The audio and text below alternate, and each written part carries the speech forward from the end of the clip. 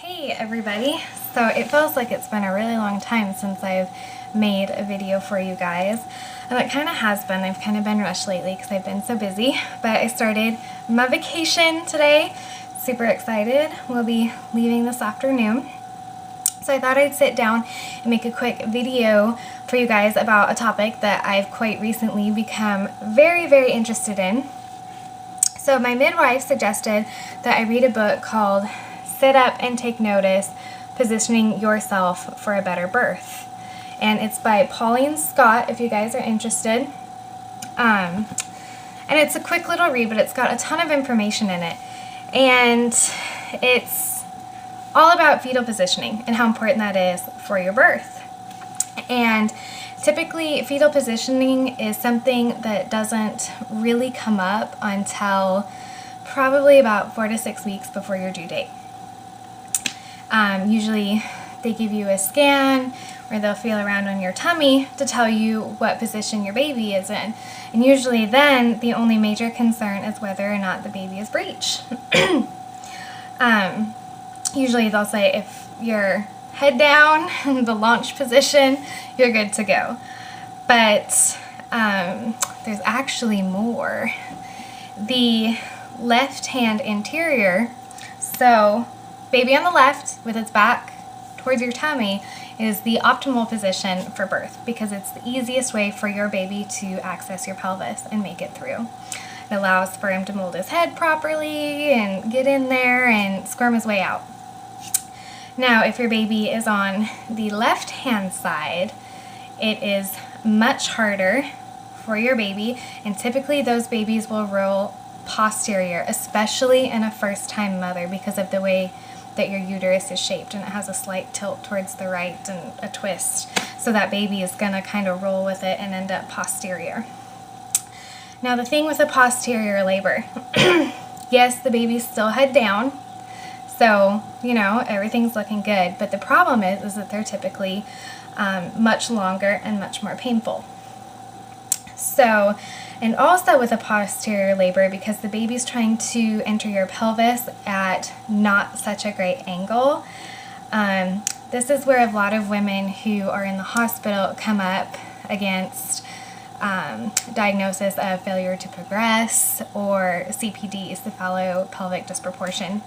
When there's actually nothing wrong with your pelvis could birth your baby just fine. It's just your baby's having trouble getting in and through. So, I just said, I think, that you want your baby left and anterior. There's actually a lot that you can do before labor and delivery to help get your baby into that optimal position. Some bad news for pregos all over. No leaning back. And that's really hard when you're pregnant, especially as the weeks are progressing and your front's getting really heavy and all you want to do is recline and put your feet up. And actually in this book they insinuate, I mean there's no actual evidence to prove it, but they insinuate that the reason why we have more posterior babies nowadays is because of modern furniture and the fact that we have recliners and we typically sit back and recline and watch TV. Whereas before, most furniture was straight back, meant for reading or needlework and things like that, which I thought was really interesting because that is pretty much all modern furniture now is reclining. So don't lean back, lean forward as much as possible. Keep your knees below your hips. So kneeling, sitting on the floor is fantastic. Anything where you're going to feel your pelvis tilt forward. So the Taylor position, so sitting on the floor on your bottom with the bottoms of your feet touching, is fantastic. It also helps stretch out your inner leg muscles for birth. So those are fantastic. Plus hands and knees, so pelvic rock, so think yoga like cat-cow position. Those are fantastic. 20 minutes a day if you feel like your baby is in the wrong position and you want to reposition your baby. Do the hands and knees pelvic rocks 3 times a day for 20 minutes a day. And let me see if I can show you guys with the camera, hands and knees. We'll drop it lower. So I will show you guys. So you're gonna arch your back like this with your pelvis. You still can't see very well, so I'm gonna have to bump that down. Okay, so you're gonna arch your back, bring your pelvis forward, and then push your tummy down. So you would just do this 3 times a day for 20 minutes a day. And that's pelvic rocking. Let's see.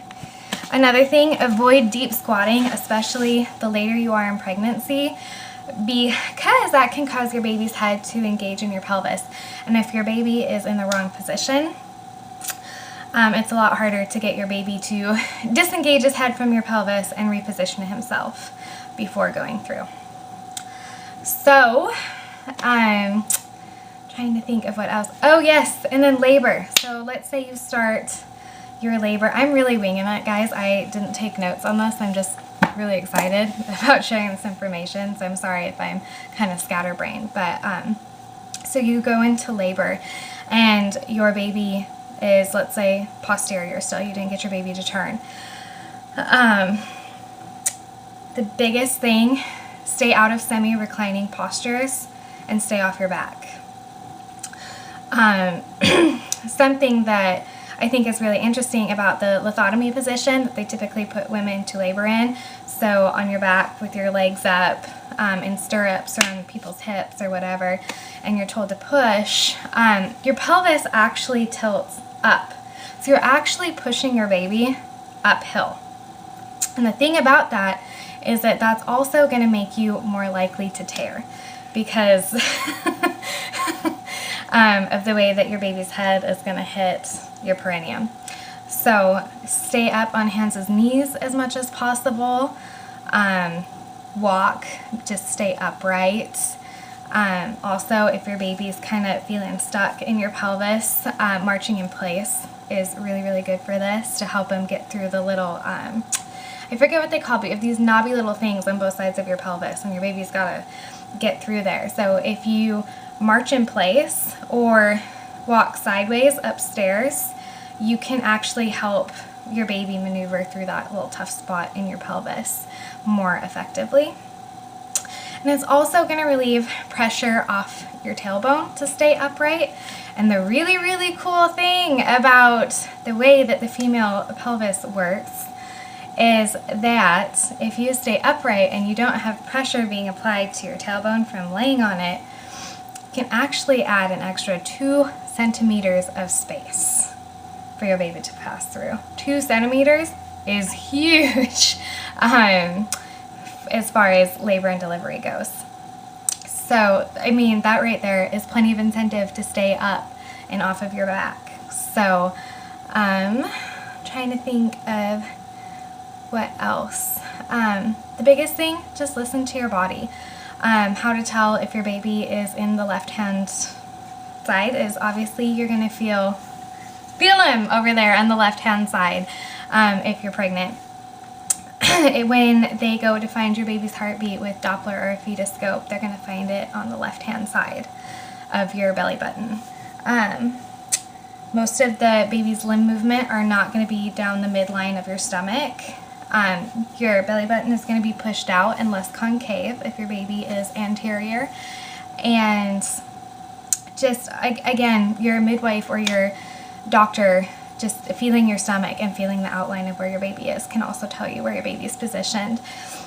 And another thing is to listen to your body. If there's certain positions that feel really good to you, like if all you want is to be down on the floor, hands and knees, your baby's trying to communicate with you. Your baby is not a passive passenger in birth. They are working just as hard as we are to get born. So listen to your body. If your body is telling you that you want to be in a certain position, just go with it. As Ina May says, your monkey self knows how to give birth really, really well. So don't think about it, just let your body handle it. And I think that's about all that I have to say about fetal positioning right now. I'm sorry if I talked really fast and was kind of scatterbrained, but I really wanted to share that information, especially with so many women out there making vlogs that are right around 30 weeks and whatnot, especially for you guys, because you guys can help position your baby the right way before your baby's born and have the best labor possible and hopefully the least painful labor possible. So I hope everyone is going to have a fantastic weekend. It's Friday when I'm filming this. It probably won't be up on Friday, but I will be back soon with a review on some awesome prenatal vitamins and then vlogs. I'm actually going to make a real pregnancy vlog this week, so I will talk to you guys later. Bye!